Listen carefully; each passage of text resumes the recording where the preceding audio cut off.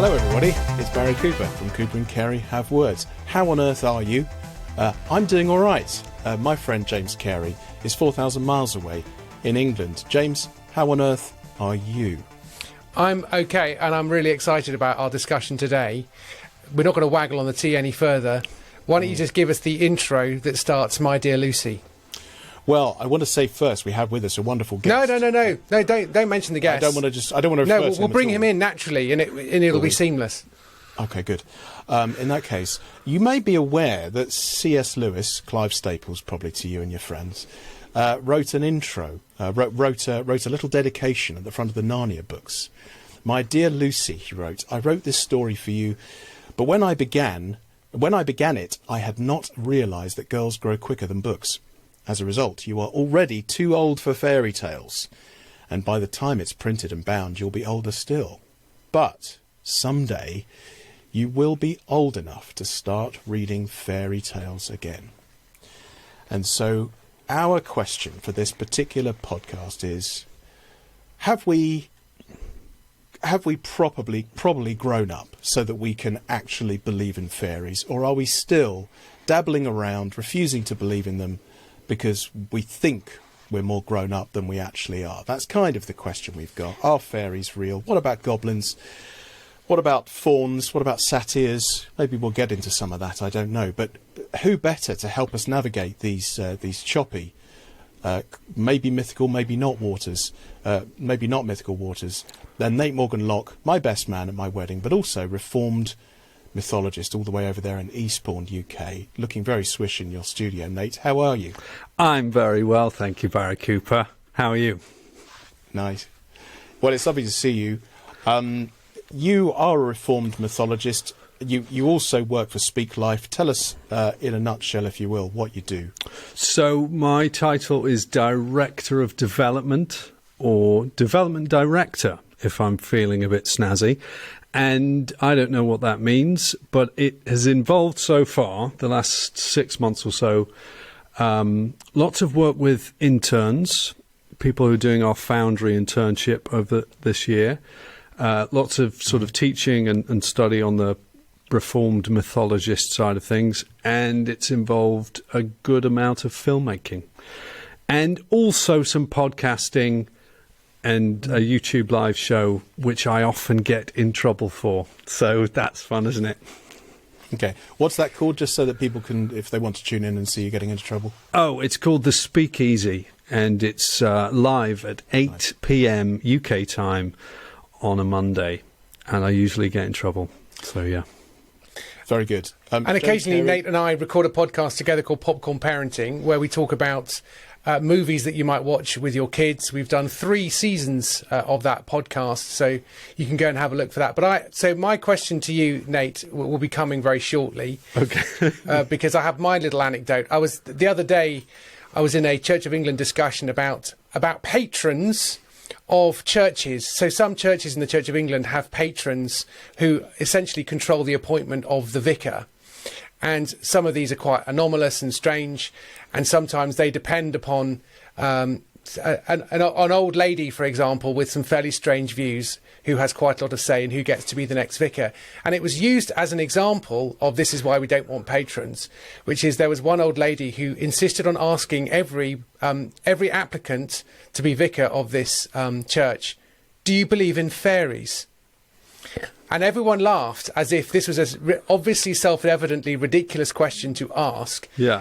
And also an admission that the patron system is probably not that great. But I have to say, I didn't laugh, and I thought, oh, that's a really good question. So in a way, I put that question to you, Nate Morgan Locke, applicant for the incumbency of said parish. When the lady says, do you believe in fairies? What do you say? I say... What say you? I say... Happily, yes, but unhappily, I've found an awful lot of fairies who don't believe in themselves. You mean they're lacking in self-esteem? Yes, they need a lot of encouragement. How do you recognise a fairy that lacks do they? Well, just because people don't believe in them, do they? You know? And that's important. Imagine that. Imagine not being believed in. And particularly over the last few hundred years, it seems to have waned somewhat. Whereas when you go back to, as I'm sure we'll get into in a minute, the time of Luther, and certainly before that, there was a rich, a very deeply held belief, not just among the peasantry, but also among the sort of higher echelons, the intellectuals, who would sit around discussing things like goblins. Luther refers to them a bit and talks about changelings and things. We can get into that in a bit. Do you think that sort of slide towards more rational belief? What have we lost something by doing that, or has it been all win? I think, well, the tricky thing is exactly what are we talking about when we say fairy? And you'll have heard in my voice there that I was spelling fairy F-A-E with a little umlaut R-I-E rather than the usual F-A-I-R-Y. Does that make a difference? Well, it sort of does. So Tolkien uses the first spelling that I referred to when he does his whole thing on fairy stories, which I'm sure we can dive into. But when we think of a fairy, most people think of Tinkerbell from Peter Pan, and usually her sort of appearance in the Disney film. You think of a very tiny little thing with wings. And yet fairy, F-A-E-R-I-E, has all of the other stuff included in it as well, which you mentioned, like changelings or ogres or hobgoblins, orcs, hobbits, mermaids. And where do you sort of stop with that kind of stuff? And what most people, I think, would put all those things together in a kind of magical creatures, fantasy land kind of thing. I think, we lose something about our wonder in the world when we've decided that there's absolutely nothing other than what we can put on in the zoo when it comes to the creatures. But as Christians, we believe in the angelic realm, the spiritual realm.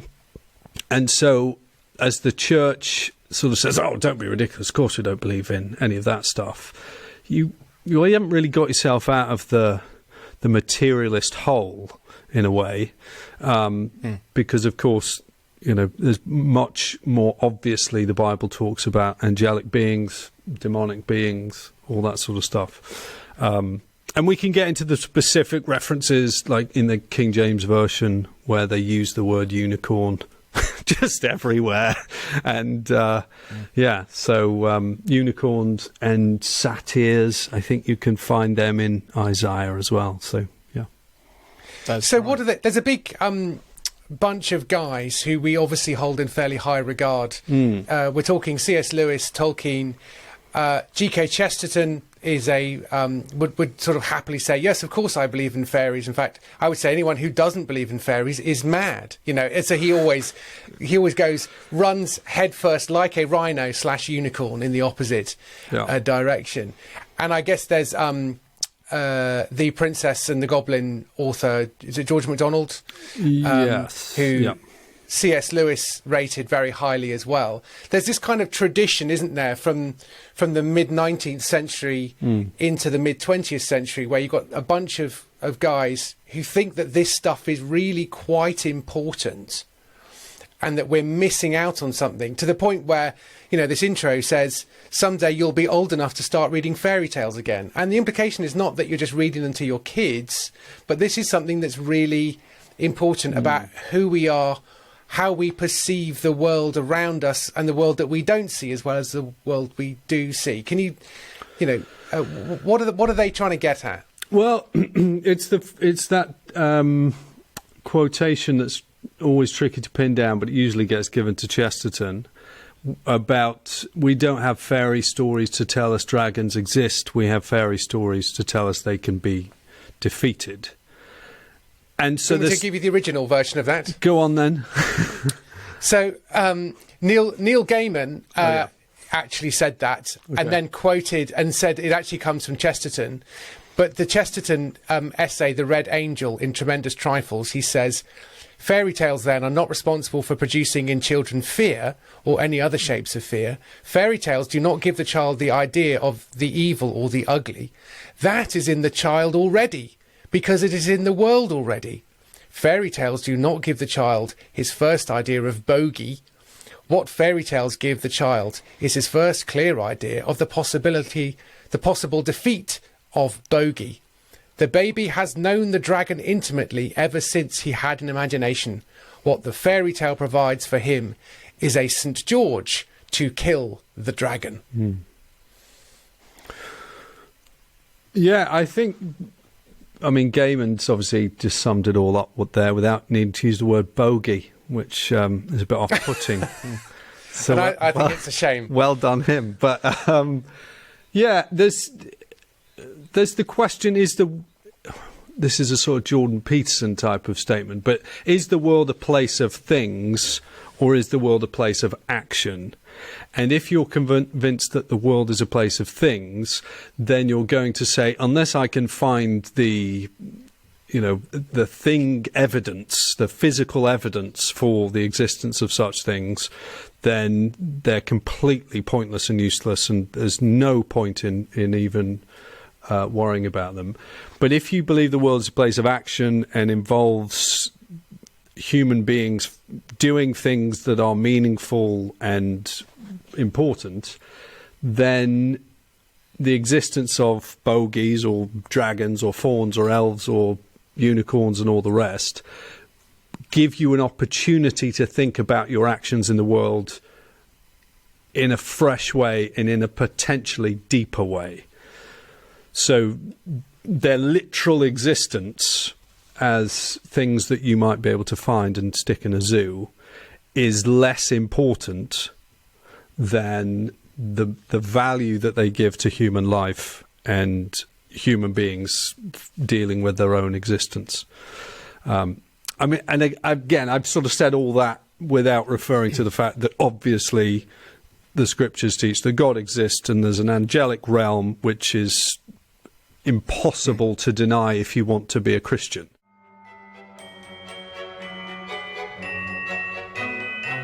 Drop of the beat.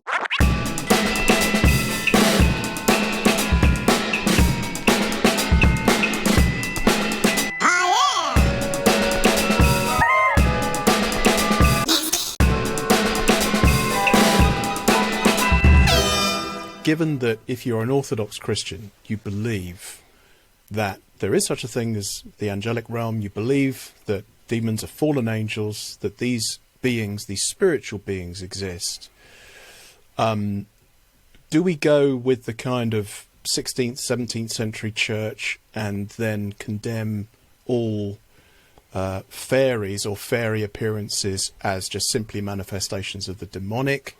Or is it possible that there is actually such a thing as a, let's say, a benign spiritual being that isn't exactly name-checked in Scripture, but nevertheless still exists? We just haven't sort of identified it exactly, as you would expect for a spiritual being.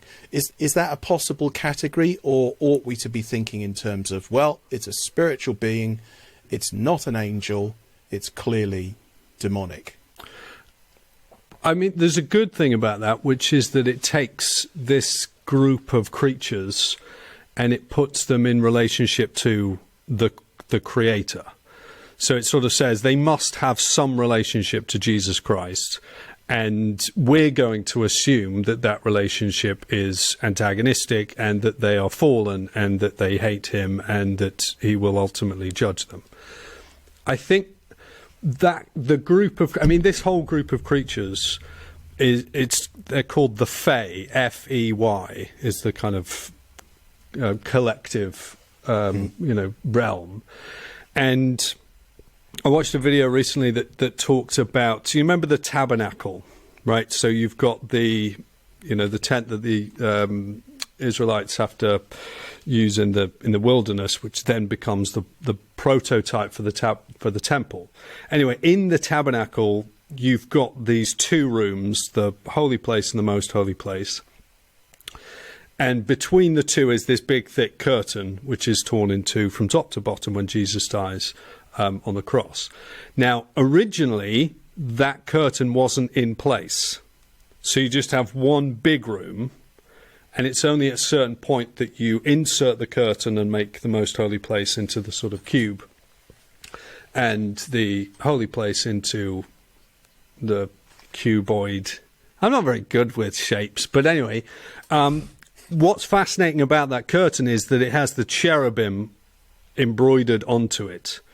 So they exist like the angel with the flaming sword that guards the way back to the tree of life in Genesis 3. They exist to prevent you from entering the presence of God because of your sin.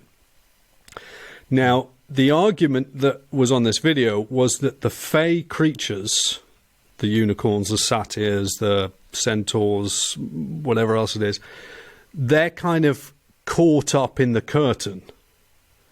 So they're not properly angelic, so they're not, the same as what we find, but they're also not properly earthly. They're kind of this, liminal creature between the angelic and sort of between heaven and earth. And James is currently itching to talk about the Nephilim. I think, yeah, okay. I wasn't. Okay. Well, I was just thinking that it's interesting if you look at Genesis 6, much debated passage about the Nephilim. The sons of God went to the daughters of humans and had children by them. So there you have, presumably, this kind of crossbreeding of spiritual creatures with human ones. Yeah. And the issue of that, the Nephilim were supposedly this race of giants who made people feel like grasshoppers, as it says, I think, in Numbers, is it? So is that potentially there's a crossover there with the sort of the fairly global belief in fairies? Because fairies didn't used to be the diminutive flying off the top of Disney World thing. In the same way that demons weren't just the word for, evil angels. They had a broader category for a spiritual being. Yeah. So maybe fairies were, there were. Is it possible that they were Nephilim, or that people were mistaking Nephilim for fairies? I don't know. Or did the Nephilim all die out and so no, that's a bit of a red herring? Yeah, I mean, it's all a bit weird because it sort of seems to exist in a very distant part of history to us, and partly because we're gospel people. There's not an awful lot of this stuff in the Gospels. You've got angels and evil spirits, obviously, but you don't have and then Jesus met up with a fawn and chatted about, or wrestled something. a hydra, or, yes, like the labours of Hercules, or he was carried by a griffin to somewhere. You sort of go, okay, because we're more comfortable with the Gospels, we tend to sort of say, well, the Gospels are going to give us our, sort of taxonomy of all creatures, great and small, heavenly and earthly. And because the passages like Genesis 6 with the Nephilim, or, the bits in Job about Leviathan, or the Psalms that refer to unicorns, that sort of stuff, because those things are further off and they're in the first bit of our Bibles, we tend to sort of say, you're not really sure you need to do that, and you can probably translate those words differently if you really wanted to. Yeah. The real trouble is footnotes, aren't there, around those bits? Yeah, where it just sort of says the Hebrew for this word is uncertain. And, yes, and it means hippopotamus, and you sort of go, yes, I'm not sure really, it's breathing fire. It's a hippopotamus. Exactly. And then, of course, when we get into where's the New Testament really show us creatures we don't sort of find in the local safari park, it's dragons and it's multi-headed, multi-horned beasts and creatures that look like leopards and lions and everything. And so because that's got that sort of profound apocalyptic sense to it, it tends to then be covered up to say, it must just be symbolic rather than having kind of earthly value in that sense. I mean, it is, to be fair, it is a dream in Revelation, and it's not just the cheese that John was eating before bedtime. So, yeah, we can sort of blame a lot on that. But I think that the weirdness of Scripture is something that I've been leaning into quite a lot in the last year or two in particular. You know, an obvious one is how, you know, just these aren't spiritual beings, as it were, but Elijah, we are told, did go up to heaven in a chariot made of fire. Yeah. And he did come back at the Transfiguration along with Moses. And we don't really stop for a moment to think, what? Even though we're told that Peter at the time basically had a bit of a brain melt and said, I'll make shelters for you. Even he thought it was weird. Yeah. So As you would. you would. One and thing you've that- also got... One thing that freaked me out the Go other on. day when I was reading through the Transfiguration is I hadn't noticed before that Jesus' clothes change. So you sort of say, his clothes turned a dazzling white. But obviously, he was wearing the same clothes when he comes down the Mount of Transfiguration. You know, it doesn't say that he then got changed into other clothes, because the clothes he had been wearing had been super transfigured, and so were basically just impossible to look at, right? So I was just thinking that's an interesting one, because if you were trying to film the Transfiguration, and I appreciate people might have an issue with that, but personally I wouldn't, you've got to make a decision about wardrobe. Right, these clothes now need to shine. Not just Jesus's face is going to become gloriously bright so that people can't really look at it. And then the clothes have got to sort of change back again. And I just never really thought about that. The other challenge on that is, what is Jesus wearing when Mary meets him in the garden after he's resurrected? Because the grave clothes are rolled up, still inside the grave. So I reckon he's actually wearing like the gardener's cloak or something. He's just like been in the shed and just grabbed that. So that's why she thinks he's the gardener. I love the fact that the clothing is what's really, you know, man raised from dead. Where did he get the clothes from? Hey, Man, nice you know, threads. Yeah, man meets a prophet who went to heaven in chariot of fire, plus other prophet who died over 1,000 years earlier. And wow, nice threads. You know, it's like, okay. Yeah, Well, But again, you're right, I mean, these it's are... Peter, isn't it? It's Peter. It's like, should we build a tent? It's like, Peter, Yeah. I think you're Missing the point here. Let's focus on what's important here, you know. But I think the weirdness is something that, again, we just keep... The commentators never talk about it. They just sort of glide past it. I mean, if we're sticking with the New Testament, I mean, it doesn't get much weirder than Philip teleporting in Acts. After he's with the Ethiopian eunuch. You know, he's like, then he was gone, and he turns up in Azotus, 14 miles away or something. And I guess we have to... So all of these things are overlapping with what we're talking about in terms of these liminal creatures, as you call them. There's another... It's a whole approach, isn't it? fantastic bit in Acts. Remember when Peter gets freed from prison, but all the other disciples are all kind of locked in a house somewhere, and they're sort of anxiously worrying what's going on. And then Peter comes to the door and he knocks at the door. And then I think a girl, her name's Rhoda, this servant girl comes up, Rhoda, and she like gets to the door, and he's like, "It's Peter," and she's like, "Oh, it's Peter!" And then without opening the door, she runs back in. She goes to see everyone, and they say, she's like, "Peter's at the door," and they're like, "It can't be Peter. That's right. Peter's in." Oh, is it? Have you got it in there? That just goes to show the last time I read that properly. But what's fantastic is because they say it must be his angel, right? Yeah. Yes. So they've got a category in their head for people having angels being the most reasonable Yes. thing. So But also that may explain why she doesn't open the door as well, because they all know that angels are not corporeal, can just pass through if they want anyway. But then, So, when I was reading that utterly bonkers was it called Secret Commonwealth book? Robert Kirk? Yes. Or Yes, so that's the book that kind of kicked off this idea for this particular episode. We'll mention that in a moment, but go on. So Bob Church, as he's known in English, he says that people there's a subterranean and a superterranean being that are the same person, and that's what these people with second sight can see.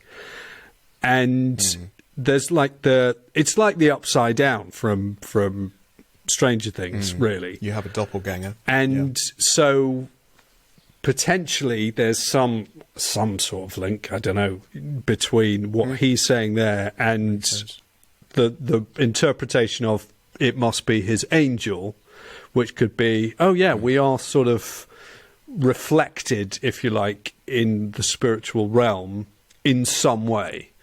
And I wouldn't want to push into that. And that must be why, isn't it? That must be why the disciples, when they see Jesus walking on the water, they say it's a ghost. Which, and I make a joke about it in my book, which I held up a moment ago, The Gospel According to a Sitcom Writer, where they sort of tease each other, where Peter teases them for saying, oh, look, it's a ghost. As if to say, it's a ghost of someone who's alive, because that's a thing. And actually, to them, it sort of was a bit of a thing, because otherwise it doesn't make it... How could it be a ghost of someone? Because we just now assume that if you see a ghost, that is the image somehow of a dead person, but they have to be dead in order to become a ghost. But actually, that's not a biblical way of thinking, is it? There's quite a lot of that, isn't there, in that book that we've been talking about, the Kirk book, The Secret Commonwealth of Fairies, where he talks about these sightings of living people before they actually arrive at a particular spot. So, you see this apparition, and that means that at some point in the next couple of days, that person's going to turn up at your front door. Yeah. And, lots of, respected doctors and pastors and so on talking quite happily about this occurrence happening. It's never happened to me, but anyway. There is a tradition which happens on St. Mark's Eve. I'm obsessed with the calendar, and I've been reading a lot about it. On the eve of St. Mark in April. Happy Candlemas, by the way. Yes, happy Candlemas at time of recording.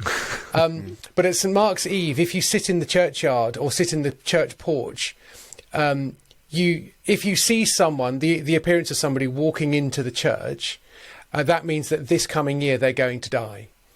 And the order in which they walk into the church is the order in which they are going to die. And that was a thing. But Barry, why don't you just tell us about this book, why you ended up reading this book and why we're even having this discussion to begin with? Well, we're having the discussion because my pastor, who we interviewed a few episodes ago about guns, runs by the name of Kirk. And so he picked up this short little tract simply because it was his namesake and mentioned it to me. And I thought, that sounds right in the Cooper and Cary wheelhouse. Let's have a read of that. And so really... it just, again, it touches on the things that we've touched on so much, which is our sort of functional disbelief in anything that we can't rationally pin down. And I'm talking about conservative evangelicals here. I'm not talking about, atheists or agnostics. Or charismatics. So functionally, we talk about the angelic realm, we talk about angels and demons and so on, but heaven help you if you start talking about, I think an exorcism might be necessary in this particular instance. Roman Catholics, pretty comfortable with that. Conservative evangelicals, not so much. And you wonder why. Is it because we simply don't really take the Bible at its word the way we say we do? We're embarrassed by it in some way. Maybe we're more rationalistic. Maybe we contain more of the spirit of the age than we think we do. I don't know. What do you guys think?